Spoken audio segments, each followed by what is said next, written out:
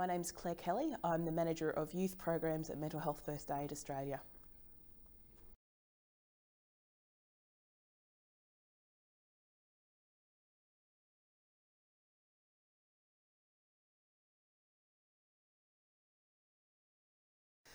Okay, well, first of all, and this is a little bit unusual for mental health first aid in terms of we do have to address injuries first.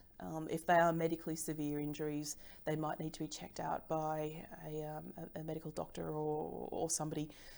A pretty good rule of thumb is that any cut that gapes, which is longer than 2 centimetres, any burn to the hands, feet or face, and any burn anywhere that is larger than a 20-cent coin, needs to be addressed by a medical professional of some kind.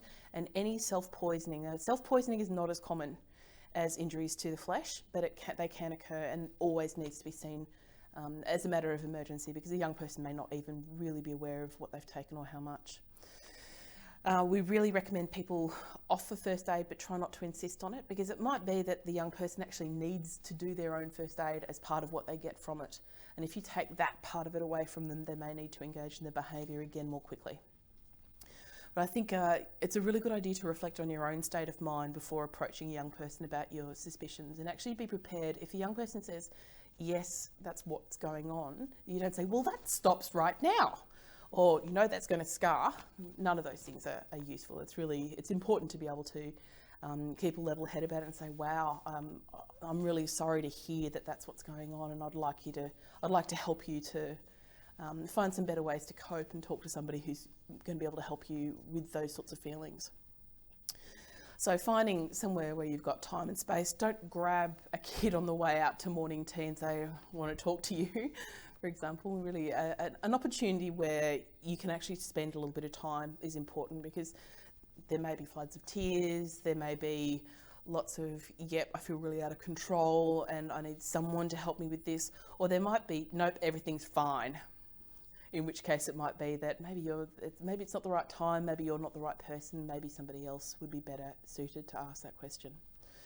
But in terms of where we go from there, I think it's really important to realise that self-injury isn't willful behaviour. It's not happening in a vacuum.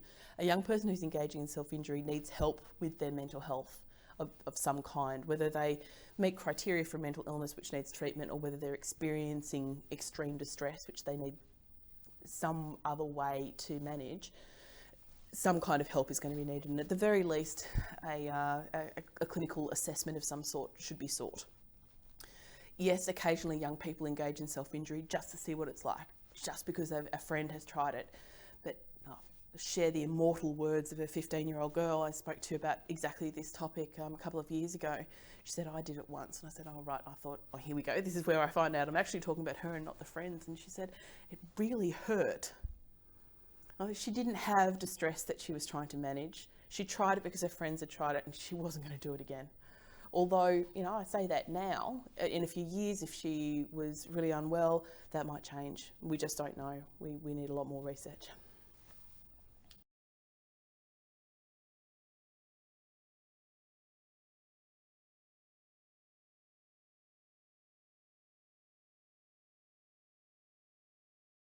I think one of the really important messages to convey when talking to a young person about non-suicidal self-injury is that it is a behaviour and not an identity. So when we're talking to a young person, we don't say, are you a cutter?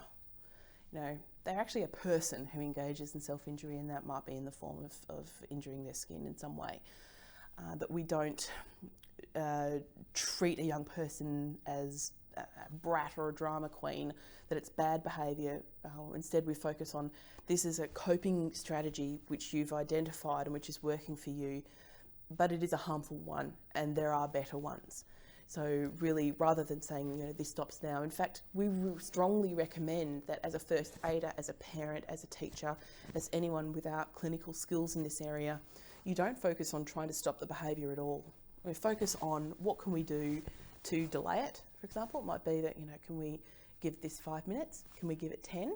And when you get to the end of that 10, well, you got through 10 minutes. People don't stay this distressed for hours at a time. The distress will come down. And in fact, most people act on the urge to injure within 5 minutes of that urge hitting. So Acknowledging that it has benefits for them without condoning the behaviour, because it has significant drawbacks as well, is an important one. That we want to help. We're not going to try and take over work. We're not going to try and take that coping strategy away, because that's a role for a clinical person. And I think just being aware that empathy is just so important. You know, you don't feel sorry for a young person who's injuring themselves. You're really concerned, and you acknowledge that it must be really tough to actually feel so unhappy or so distressed or so anxious that the only way of relieving some of that is by causing physical harm to yourself. You know, just acknowledge that it's really wonderful that they're willing to at least talk to you about it.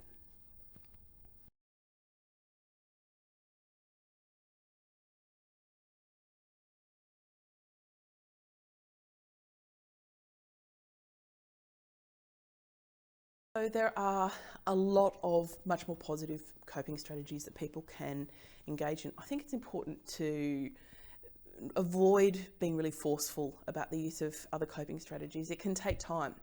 And in fact, I think when somebody is recovering from the use of non-suicidal self-injury as a primary coping strategy for their emotions, one of the things that it's hard for people to get to realise is that at times you're going to be upset, and sometimes it's going to be for a while, and sometimes you're going to have to sit with that, but that everybody else does that too.